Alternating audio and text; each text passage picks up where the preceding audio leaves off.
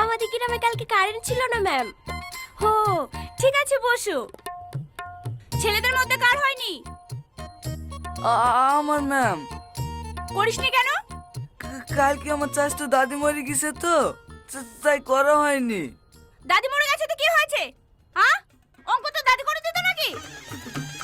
আয় এখানে আয়।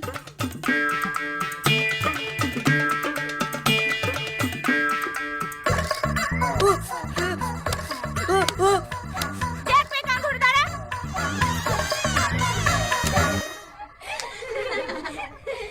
নিয়ে আয়, খাতাগুলো জমা দে। ম্যাম, আমারও করা হয়নি। কেন? মায়া আর আমাদের একই গ্রামে বাড়ি, আমাদের বাড়িতেও কারেন্ট ছিল না।